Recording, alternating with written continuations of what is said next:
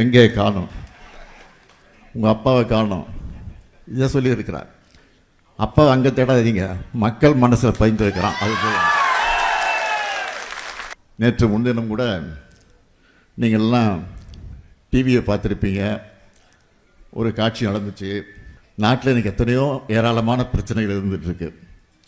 ஒரு பக்கம் மின்வெட்டு பிரச்சனை, இன்னொரு பக்கம் டெல்டா மாவட்டத்தில் விவசாயிகளுக்கு குளிர்ந்த நேரத்தில் தண்ணீர் திறந்து விட முடியல அப்படிங்கிற சூழ்நிலை.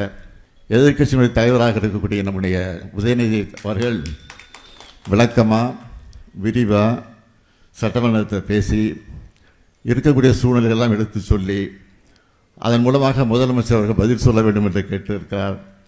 ஆனால் சட்டமன்றத்தில் முதலமைச்சராக இருக்கக்கூடிய என்ன பதில் சொன்னார்?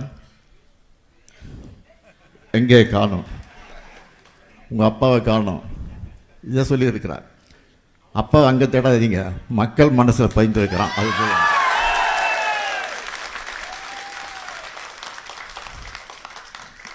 நீங்கள் தேர்தல் நான் இருக்க மாட்டேன். மக்கள் தேர்தல் இடத்துல நிச்சயமாக நான் முதல் ஆளாக நிற்பேன். சட்டமன்றத்தில் நான் இருந்தாலும் இல்லாவிட்டாலும் இன்றைக்கி நான் மக்கள் மன்றத்தில் இருக்கிறேன் என்பதை மாத்திரம் எனக்கு எடுத்து சொல்கிறேன்.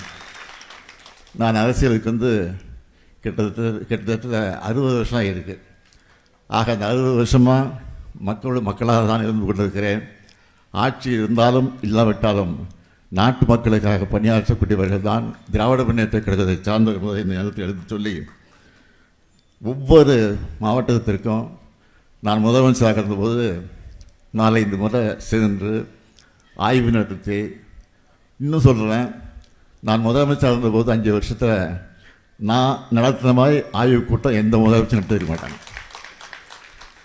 நான் பயணம் செஞ்ச மாதிரி எந்த முதலமைச்சரும் பயணம் செஞ்சிருக்க மாட்டாங்க. நான் கோட்டைக்கு போனது தான் அதிகமாக இருந்திருக்கிறது, எந்த முதலமைச்சரும் அதிகமாக இருந்திருக்க மாட்டாங்க.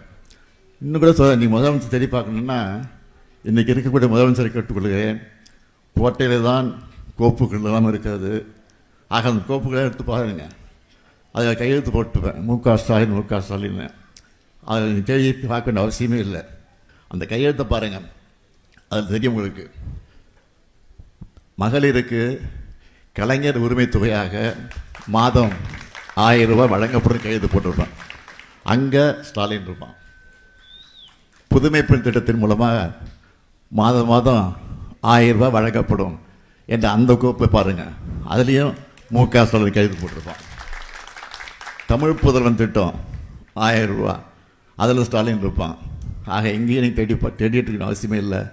கோட்டையிலே இருக்கிறேன், நான் தான் ஆட்சியில் இருக்கிறேன். இன்னும் சொல்கிறேன், அண்ணா சொல்லியிருக்கிறார். ஒரு முறை சொன்னார், அண்ணா சொன்னார், தமிழ்நாட்டிற்கு தமிழ்நாடு என்று பெயரை சூட்டியிருக்கிறேன், இதுபோது எனக்கு வாழ்க்கையில். ஆக நான் ஆட்சியில் இருந்தாலும் இல்லாவிட்டாலும் தமிழ்நாடு என்று பெயர் சொல்லுறதுக்கு என் பெயர் இருக்குன்னு சொல்லியிருக்கிறாரு. அது மாதிரி மகளிர் உரிமை திட்டம் இருக்கிற வரைக்கும் இந்த ஸ்டாலின் தான் முதலமைச்சர்.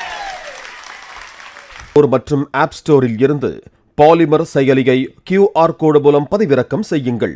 செய்திகளை உடனுக்குடன் பெறுங்கள்.